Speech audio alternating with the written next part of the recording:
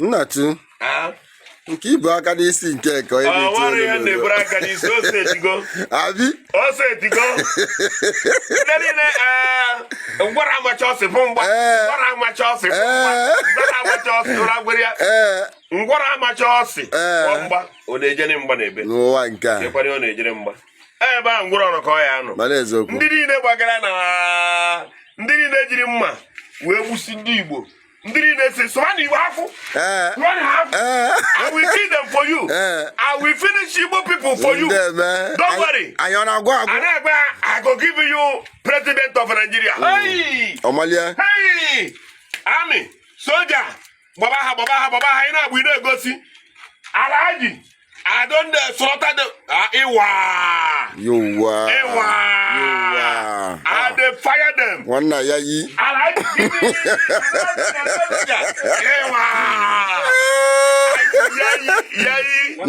Ewa. Soldier don't finish. Army, go. Okay, give me another force. 29 battalion. 29 battalion. Mandi kena Abuja na social media.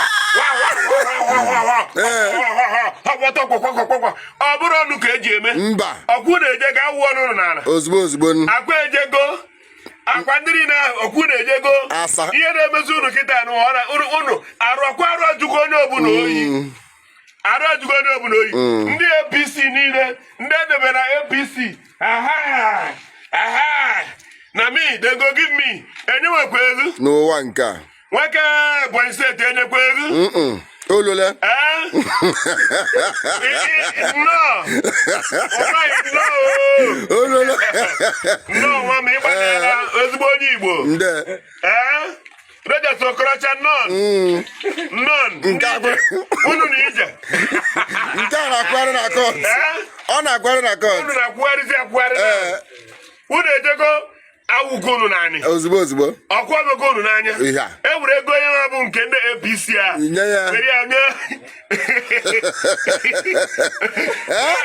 Onye aka na ama nne. Ndị president unu ewo. Mana Chukwu anya ekwuru ndị president ya ka ha na-agbara ọrụ ya.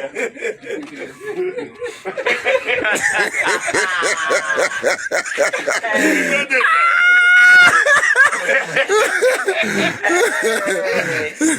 Igbo jere ịbụ ọchịchị gada na ndị niile jiri anyị wee na-emegide ndị Igbo ka ọ wee bụ na na-enyere unu prezidenti awụ ọnụ n'ala ntọmụnụ ọba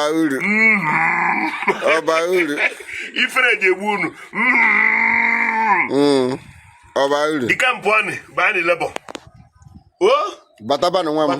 Bataban ụmụ m nọ Bataban. Unu agbalịala. O jiri nwanne ya na-eji izu. Ya. Amụ na-amụ ya. Ọ na-amụ ya.